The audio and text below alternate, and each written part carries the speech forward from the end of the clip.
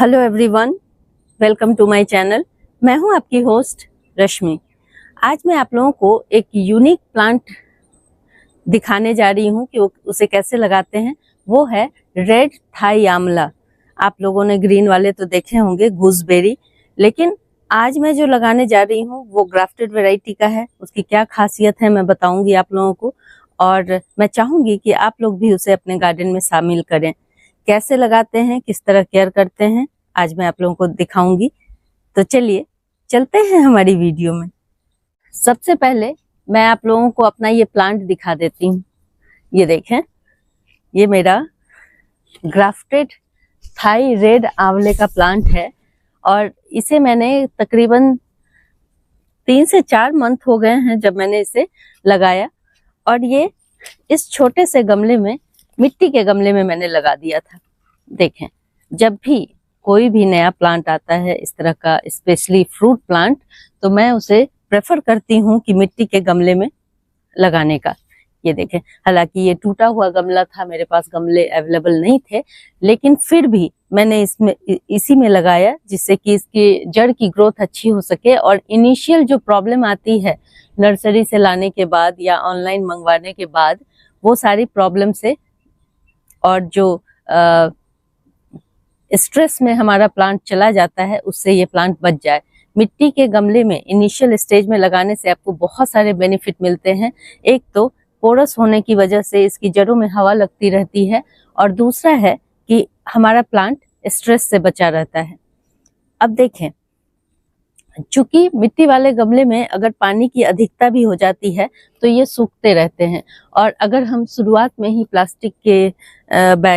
Plastic के container में या फिर ग्रो बैग में लगा देते हैं तो आप देखेंगे कि उसमें पानी जल्दी इवेपोरेट नहीं होता है, और कभी कभी ऐसा हो जाता है कि हमसे गलती से पानी डल जाता है और हमारा प्लांट छोटा होता है। इस वजह से ये प्लांट खराब होने लगता है फंगस की वजह से। यही वजह है कि मैं आप सबको बार बार ये कहती हूँ कि जब भी आप कोई प्लांट लाते हैं तो कोशिश करें, क्योंकि प्लांट छोटा होता है तो उसे छोटे गमले में ही लगाना चाहिए।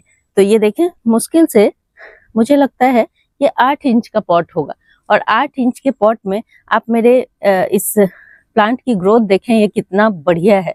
और पिछले 4 महीनों में मैंने इसकी ढंग से देखभाल की है। इसकी वजह से ये देखें, इसकी रूट भी थोड़ी, इसका जो स्टेम है ये भी थोड़ा मोटा हो गया है।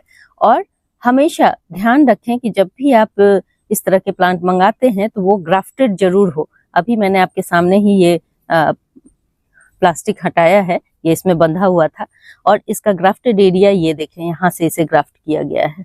इसमें ये जो उभरा हुआ सा पार्ट है इसे ग्राफ्ट किया गया है। तो जब भी अगर आप गमले के लिए कोई भी प्लांट लेते हैं तो ग्राफ्टेड वैरायटी का ही लें, तभी वो फ्रूटिंग करेगा।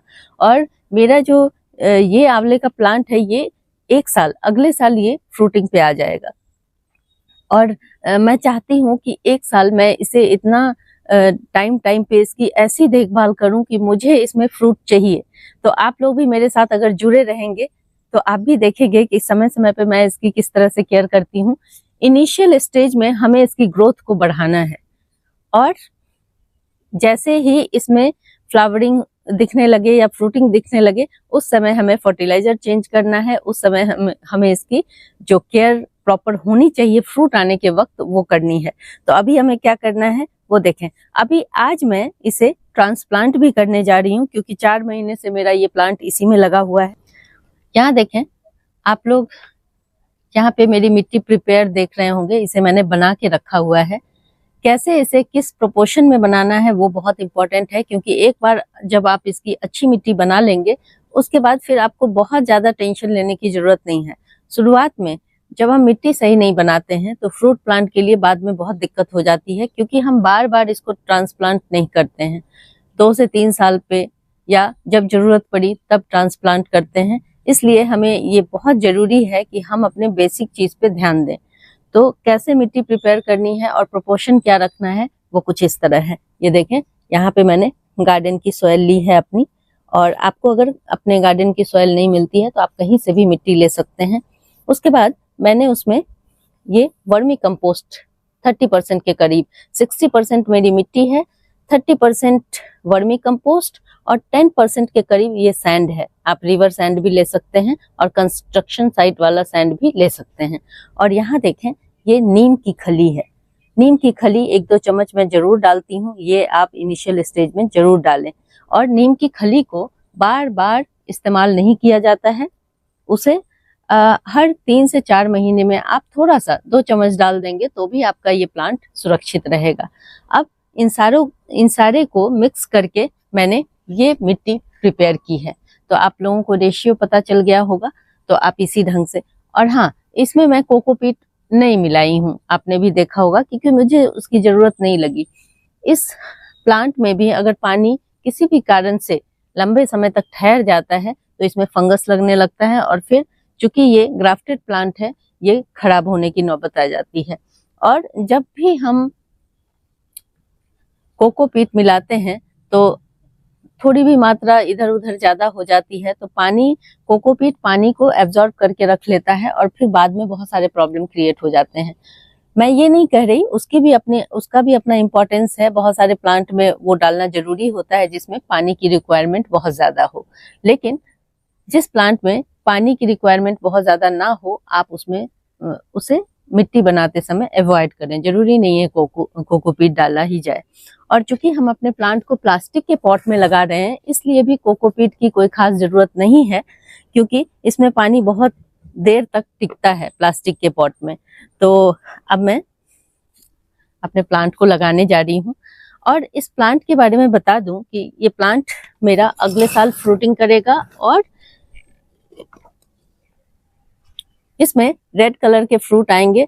और इसकी हाइट बहुत ज्यादा लंबी चौड़ी नहीं होती, जैसे आपने नॉर्मल आंवले का प्लांट देखा होगा तो काफी बड़े हो जाते हैं, लेकिन ये ग्राफ्टेड वाले, ये जो वैरायटी अभी आई है, ये पहले बहुत ज्यादा देखने को नहीं मिलती थी, लेकिन आजकल ये सारे नर्सरी में और ऑनलाइन धड़ल्ले से दिखते हैं। तो आप इसे लगाएं, क्योंकि गमले में लगा हुआ ये बहुत सुंदर लगता है। क्योंकि आपने रेड आंवला तो देखा होगा, बहुत कॉमन है, लेकिन ग्रीन आंवला तो देखा होगा, लेकिन रेड आंवला आपने नहीं देखा होगा। तो अपने गार्डन में इस तरह के यूनिक प्लांट को जरूर जगह दें, क्योंकि इसकी न्यूट्रिशन वैल्यू भी बहुत ज्यादा है, एंटीऑक्सीडेंट होते हैं। और आंवले के बारे में तो आप लोग जानते ही होंगे कि क्या मतलब उसके क्या बेनिफिट हैं। तो ये देखें, अभी मैं अपने इस प्लांट को निकाल लूंगी। और चूंकि ये ग्राफ्टेड है, इसको बहुत ध्यान से आपको टैकल करना है, नहीं तो अगर इसमें स्टेम में कोई छेड़छाड़ हो जाती है या रूट में कोई छेड़छाड़ हो जाती है तो मुश्किल होगा। क्योंकि ये जो हाइब्रिड इस टाइप के प्लांट होते हैं, ये बहुत नाजुक होते हैं। ये देसी टाइप के नहीं होते कि चाहे कुछ भी हो जाए वो स्टेबल रहते हैं, फॉर्म रहते हैं, सही रहते हैं। इनमें हमें थोड़ी देखभाल करने की जरूरत पड़ती है। और जिन लोगों के पास थोड़ी सी भी जगह है और धूप तकरीबन 6 घंटे की आती है, वो आराम से ये प्लांट लगा सकते हैं। अब मैं इसे आराम से निकाल लेती हूँ धीरे धीरे।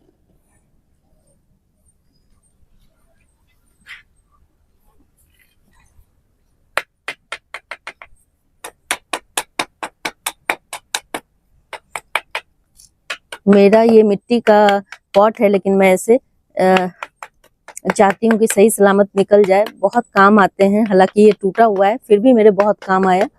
तो मैं इसे निकाल के देखती हूँ, ये देखें। और मैं इसके रूट दिखाती हूँ अभी आपको, ये कितने अच्छे से सेटल हो गया है। तो जब भी कोई आप प्लांट लाते हैं, प्लीज उसे हड़बड़ी में नर्सरी से ला करके पॉट में लगाने की कोशिश ना करें। जब इस तरह से रूट सिस्टम देखें कितना मजबूत हो चुका है। अब इस तरह के प्लांट में आपको डर नहीं होगा कि ये प्लांट हमारा सूख जाएगा। अब देखें, सबसे पहले मैं इसके लिए जगह बना लेती हूँ। इसमें मैंने 10 दिन से ये मिट्टी बना के छोड़ा हुआ था मैंने, ताकि ये सेटल हो जाए अच्छे से। और हाँ, इसमें आपको सबसे पहले हम बात कर लेते हैं कि मिट्टी की बात हो गई, सनलाइट इसे भरपूर चाहिए। अगर आप 8 घंटे की सनलाइट देते हैं तो बहुत बढ़िया है, अदरवाइज 6 घंटे में भी ये आपको फ्रूटिंग देगा। और वाटरिंग इसमें बहुत ध्यान से करना है, मॉइस्चर मेंटेन रखना है, लेकिन ओवर वाटरिंग नहीं होने देनी है। इस प्लांटर में मैंने देखें साइड में भी छेद किया हुआ है, ये बारिश की वजह से मेरा प्लांटर बहुत गंदा हो गया है इस वक्त। यहाँ देखें दोनों साइड में मैंने छेद किया हुआ है और नीचे भी तकरीबन 6 से 7 छेद हैं।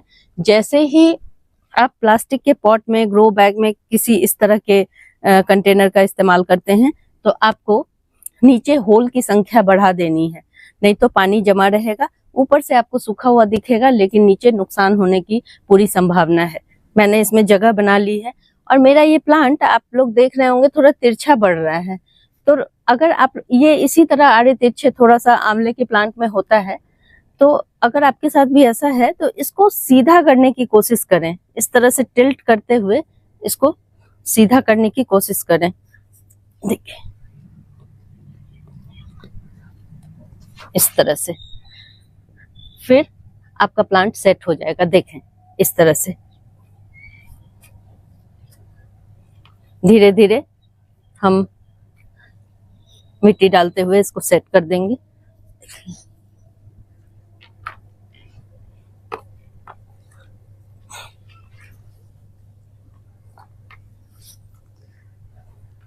आपकी मिट्टी ऑर्गेनिक मैटर से रिच होनी चाहिए, तभी ये फूलते फलते हैं और लंबे समय तक आपको फ्रूटिंग देते रहेंगे।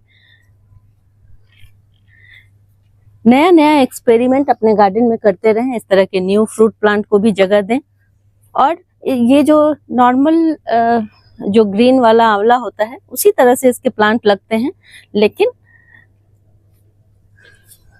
थोड़ा सा चूंकि ये नई वैरायटी है तो हमें थोड़ा ध्यान रखना है।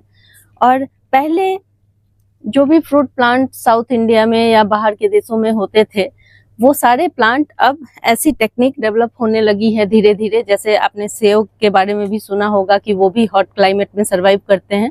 इसी तरह से अभी बहुत सारे एक्जॉटिक ऐसे फ्रूट प्लांट्स हैं जो हॉट क्लाइमेट में भी बहुत बढ़िया चलते हैं। मैंने देखा है उत्तर भारत में भी बहुत सारे फ्रूट प्लांट नए नए अब लगने शुरू हो गए। हमने कभी नहीं सोचा था कि ड्रैगन फ्रूट हम लगा पाएंगे, लेकिन मेरे खुद के छत पे ड्रैगन फ्रूट है और बहुत बढ़िया फ्रूटिंग करते हैं।